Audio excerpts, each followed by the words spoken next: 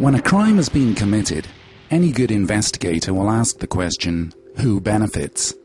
So let's apply this reasoning to the main parties associated with the events of 9/11. Osama bin Laden. 5 days after 9/11, bin Laden stated that he had no knowledge of the attacks. He also stated that the attacks appear to have been carried out by individuals with their own motivation. This statement was aired only once on Al Jazeera TV on the 16th of September 2001.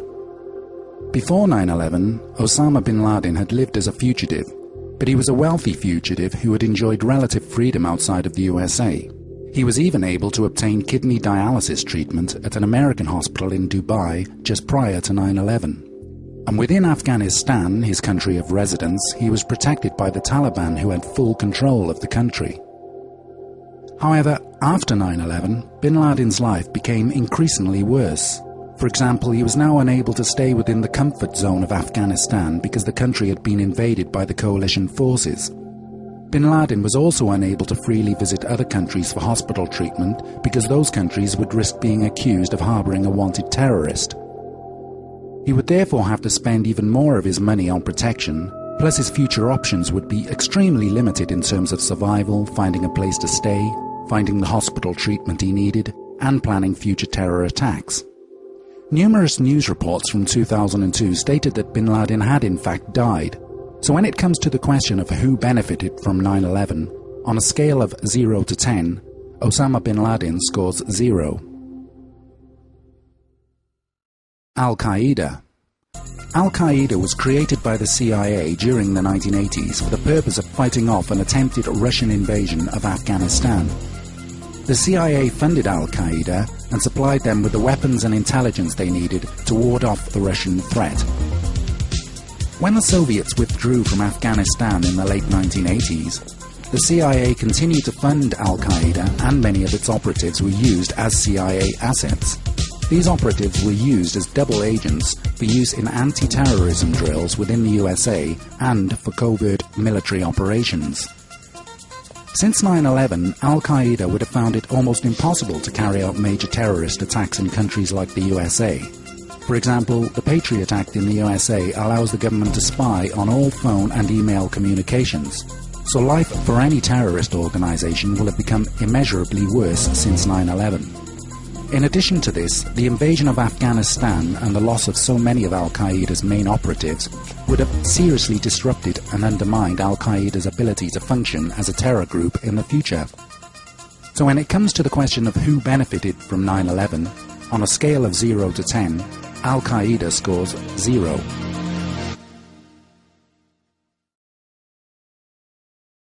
Saddam Hussein. Up until 9/11, Saddam enjoyed a relatively comfortable life as the dictator of Iraq. However, since 9/11, Saddam's life had become progressively worse. Firstly, because of the constant insinuations that Saddam had something to do with 9/11, and secondly, because of the accusations that Saddam possessed weapons of mass destruction. Within 18 months of 9/11, Iraq was invaded and Saddam was reduced to living in squalid conditions whilst on the run from his invaders. Shortly after the invasion of Iraq, Saddam was captured after he was found hiding in a small underground spider hole in a derelict house in Tikrit. He was held as a prisoner for 3 years before being tried and hanged. The Iraqi court found Saddam guilty of crimes that he committed during the 1980s. So when it comes to the question of who benefited from 9/11, on a scale of 0 to 10, Saddam Hussein scores less than 0. So, out of the 3 parties who've had the finger pointed at them by the Bush administration for complicity in the 9/11 attacks, none of them have benefited politically, financially, or strategically from what happened on 9/11. In fact, the exact opposite is the case.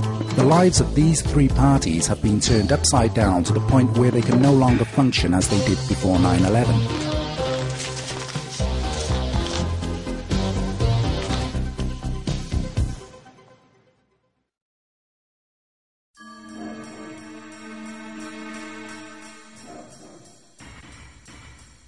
So who did benefit from 9/11?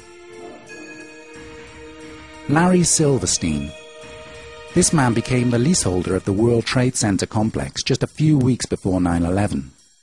Silverstein faced the daunting task of having to remove the illegal asbestos that covered every steel beam in the Twin Towers. This job would have cost over $1 billion. When Silverstein took possession of the World Trade Center complex, he reworked the insurance policy on the complex to specifically cover terrorist attacks. After 9/11, Silverstein received $7 billion compensation from his insurers. That's a massive profit on his original $15 million investment. So when it comes to the question of who benefited from 9/11, on a scale of 0 to 10, Larry Silverstein scores 10.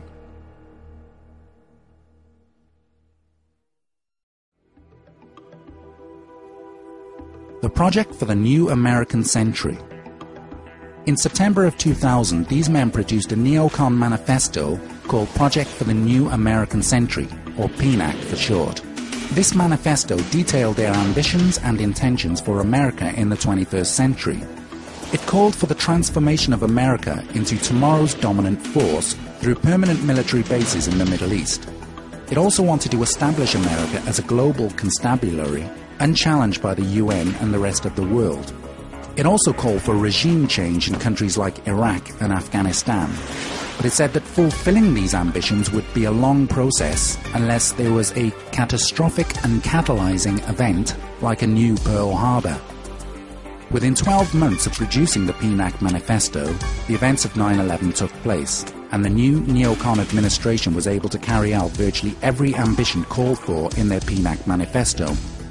So when it comes to the question of who benefited from 9/11, on a scale of 0 to 10, the PNAC group scores 10.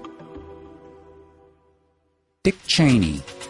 The current Vice President and former CEO of Halliburton still receives a multi-year deferred salary package from Halliburton, whose stock has increased considerably since the invasions of Afghanistan and Iraq. The arms industry. There is nothing better for the arms industry than a war. Since 9/11, billions of dollars worth of missiles and bombs have been used and have to be replaced, and President Bush is asking for and receiving additional defense funds. He is the man to spend those billions of dollars and give them to his friends and business partners, who in turn support his political career, not least with money. As part of the Carlyle Group, the Bush family have already gained huge profits from the company's manufacture of weapons and military bases since 9/11. So when it comes to the question of who benefited from 9/11, on a scale of 0 to 10, Bush, Cheney and the arms industry scores 10. US oil companies. Again, a business field where President Bush is involved. Over 60% of the world's oil fields happen to be in the Middle East. The current supply of oil used by the US, which is the world's biggest oil consumer, will be exceeded by demand within the next 10 years or so. Without gaining control of that 60% of oil in the Middle East, the US economy would soon collapse. So it is essential for America to gain control of those oil fields in the Middle East as soon as possible. Not just for its own use, but also to control the supply of that oil to other countries such as China, which will soon become the most powerful nation on Earth. Since the 1980s, US oil interests have wanted to build an oil pipeline from the Caspian oil fields down through Afghanistan. They wanted to do this in order to control the supply of oil to countries such as China. However, the Taliban, who occupied Afghanistan at the time, refused to allow the US to build this pipeline. However, just one day after America installed its own government in Afghanistan, the contract was signed to construct the pipeline they desperately wanted. So when it comes to the question of who benefited from 9/11, on a scale of 0 to 10, the American oil companies scored 10. The US government.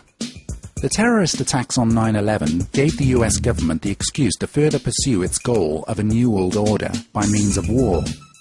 The Patriot Act allows the government to spy on the communications of every citizen.